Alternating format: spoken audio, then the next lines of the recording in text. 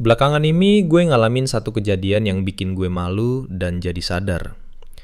Jadi gue kemarin lagi naik motor, jalannya macet, panas, dan helm udah kayak rice cooker. Terus di depan gue ada mobil yang sen kiri, tapi belok kanan. Dan gue langsung refleks ngomel.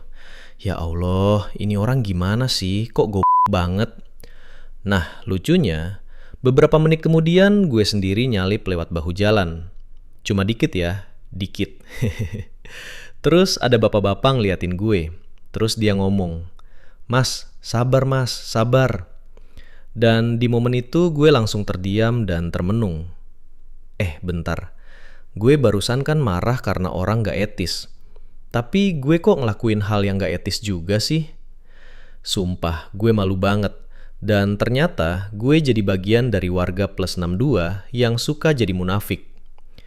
Ada contoh kasus lagi, misal, di grup keluarga ada yang ngirim, jangan ngomongin orang ya, dosa itu. Terus 5 menit kemudian orang yang sama ngetik, si itu kok kayaknya aneh ya, kerjanya apa sih? Terus pas di kantor ada yang bilang, kita harus profesional ya. Tapi pas ada orang yang gak dia suka, dia yang paling semangat nyari salah. Atau yang paling klasik, adek jangan main HP terus. Tapi yang ngomong sambil scroll TikTok. Aneh banget ya. Dan biasanya kita memberikan label orang kayak gitu dengan kata munafik. Nah, ini masalahnya. Kita benci orang munafik, tapi kadang kita juga pernah begitu. Dan pertanyaannya, kenapa bisa? Belakangan ini gue sempat nemu satu data yang bikin gue mikir, oh pantes. Ada studi klasik tentang fenomena kita ngerasa lebih hebat dari rata-rata. Dalam penelitian Ola Svensson tahun 1981, mayoritas orang menilai dirinya lebih skillful dan lebih baik dibanding driver rata-rata. Secara logika, yang gak mungkin dong sebagian besar orang ada di atas rata-rata dalam hal yang sama. Inilah yang kebanyakan orang tidak sadari. Otak kita punya kecenderungan ngerasa gue lebih bener dari orang lain. Dan dari sinilah munafik kecil itu gampang banget kebentuk, tanpa kita sadari. Oke, mari kita bahas lebih detail. Kenapa kita gampang banget nyebut orang munafik? Jawabannya sebenarnya simple. Standar kita beda buat orang lain dibandingkan buat diri sendiri. Kalau orang lain salah, kita bilang ini karakter dia. Kalau kita salah, kita bilang ini situasi gue. Dalam psikologi sosial, ini nyambung sama konsep yang sering dijelasin sebagai actor-observer bias atau asimetri. Kita cenderung ngejelasin perilaku diri sendiri dengan faktor situasi, tapi perilaku orang lain dengan faktor internal, sifat, niat, kepribadian. Contoh gampangnya, temen lo. Ketika telat lo bilang, gila, gak menghargai waktu. Ketika lo telat, lo berpikir, maklum, gue telat karena macet. Nah, ini dia masalahnya. Karena standar kita beda, kita jadi polisi moral buat orang lain dan jadi pengacara buat diri sendiri. Dan disinilah semuanya jadi benar-benar menarik. Munafik itu sering bukan soal niat jahat, tapi soal pengen kelihatan baik.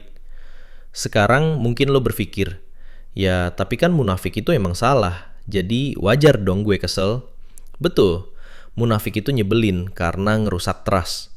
Tapi kalau kita berhenti di kesel, kita nggak belajar apa-apa. Kita cuma jadi jago ngejudge tapi gagal memperbaiki diri. Ada konsep yang namanya moral hipokresi atau motivasi untuk tampak bermoral tapi kalau bisa menghindari biaya untuk benar-benar bermoral. Dan ada bukti yang nyelekit banget. Di sebuah studi yang dibahas dalam artikel tentang moral hipokresi, peserta dikasih cara untuk nentuin siapa yang dapat tugas enak biar adil caranya dengan flip coin. Tapi hasilnya, sekitar 90% orang yang sudah melakukan flip coin mengaku dapat tugas enak buat dirinya sendiri. Jadi niatnya biar adil, tapi praktiknya sebaliknya. Sumpah, ini kayak di kehidupan sehari-hari warga plus 62, cuma bentuknya aja yang beda.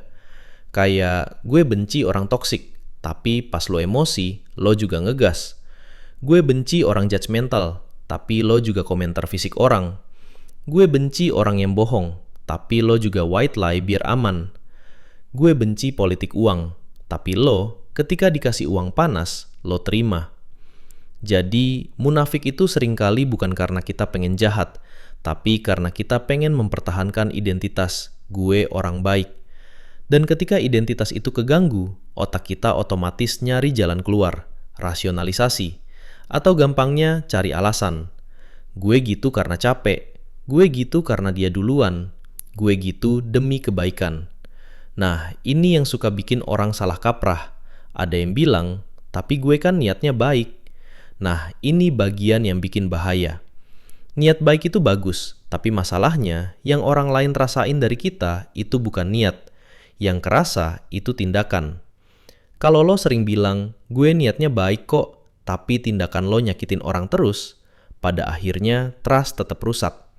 Dan biasanya munafik jadi makin parah karena kita hidup dengan dua versi diri. Diri ideal, pengen sabar, disiplin, dewasa. Diri real time, lapar, capek, impulsif, pengen cepat beres. Dua versi ini tabrakan dan otak benci konflik. Jadi dia bikin alur biar kita tetap merasa benar. Terus gimana solusinya berhenti jadi orang munafik versi halus? Gue kasih langkah praktis. Kita mulai dari yang gampang dulu. Pertama, pakai tes 10 detik sebelum menilai orang munafik. Setiap kali lo pengen bilang, ih munafik, pause 10 detik. Tanya satu pertanyaan ini. Kalau gue ada di posisi dia, apa gue 100% yakin gue bakal nggak gitu? Tujuannya bukan ngebela orang. Tujuannya biar lo nggak jadi hakim yang lupa ngelihat diri sendiri. Kedua, pisahin nilai dengan kebiasaan. Banyak dari kita punya nilai bagus, tapi belum punya sistem kebiasaan. Tulis 3 nilai yang sering lo omongin, misal jujur, disiplin, peduli. Terus bikin satu kebiasaan kecil sebagai bukti masing-masing nilai. Contoh, jujur. Tulis buktinya, kalau telat, bilang telat tanpa drama alasan. Disiplin. Tulis buktinya, 25 menit fokus kerja per hari dan tanpa pegang HP. Peduli. Tulis buktinya, kalau temen curhat, bales minimal 2 kalimat serius, bukan cuma waka-wak. Kalau langkah 2 ini udah beres, lanjut ke langkah 3. Ganti kalimat gue orangnya dengan kalimat gue lagi belajar. Ini simple, tapi penting banget. Gini ya, gue jelasin pelan-pelan. Intinya, beda kalimat sama dengan beda sikap di kepala lo. Kalau lu ngomong gue orangnya sabar, itu kayak lu ngecap diri lo udah jadi orang sabar, udah permanen, udah identitas. Jadi pas suatu hari lu marah, otak lu langsung panik karena nggak cocok sama label itu. Akhirnya lo defensif, jadi nyari pembelaan. Misalnya, gue marah karena dia duluan. Ini pengecualian kok. Gue emang lagi capek. Jadi fokusnya jaga image, bukan perbaiki kebiasaan. Tapi kalau lu ngomong, gue lagi belajar sabar. Ini artinya lu ngaku dari awal, gue belum sempurna, gue masih proses. Jadi pas lu marah, itu nggak bikin ego lu runtuh. Karena ya namanya juga belajar. Akhirnya lu lebih bisa berpikir, oke, gue kebawa emosi. Harusnya tadi gue bisa lebih tenang. Next, gue coba cara lain. Fokusnya jadi evaluasi dan progres, bukan pembelaan diri. Contoh yang super gampang. Gue orangnya disiplin. Pas telat, lu nyalahin macet. Gue lagi belajar disiplin. Pas telat, lu mikir, gue berangkatnya kurang awal, besok gue majuin 15 menit. Langkah keempat, audit mingguan, omongan dan tindakan. Seminggu sekali, pilih satu kejadian di mana lu ngomong A tapi lakuin B. Terus jawab 2 hal. Pemicu gue apa? Capek, lapar, takut dinilai, pengen diterima, gengsi. Perbaikan 1% minggu depan apa? Bukan perubahan besar, cuma 1 langkah realistis. Kalau lu rutin, lu bakal kaget. Ternyata lu bisa ngebaca pola munafik lu. Kelima, latih kalimat paling dewasa sedunia. Misal, iya bener, gue juga pernah begitu. Ini kalimat yang ngeruntuhin ego dan bikin orang lebih percaya sama lo. Karena orang lebih respect sama yang mau ngaku salah daripada yang sok suci. Jadi kesimpulannya gini, wajar kalau kita benci orang munafik karena dia merusak trust. Tapi jangan berhenti dibenci, Habis benci, ambil pelajarannya. Cek diri lo, benerin pola lo, supaya lo nggak niru hal yang sama. Karena data dan riset tadi nunjukin, kita semua punya kecenderungan ngejaga citra diri, ngerasa gue lebih bener, dan nyari pembenaran waktu salah. Studi Svensson nunjukin mayoritas orang ngerasa lebih baik dari rata-rata. Konsep actor-observer bias ngejelasin kenapa kita lebih gampang nyalahin karakter orang lain daripada situasi diri sendiri.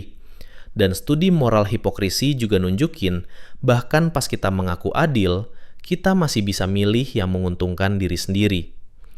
Jadi yang paling penting bukan siapa yang paling benar, tapi siapa yang paling mau sadar dan introspeksi diri. Oke, sekarang gue pengen lo lakuin satu hal. Tulis di komentar satu pengalaman lo tentang orang munafik. Ini bukan buat saling ngejudge, tapi buat latihan jujur dan latihan introspeksi diri. Kalau lo ngerasa video ini bener, share ke satu temen yang sering kesel sama orang munafik, tapi nggak ngecek dirinya sendiri. That's all for today. Jangan lupa bahagia dan jangan lupa minum kopi. Gue si Peci Hitam. Thanks.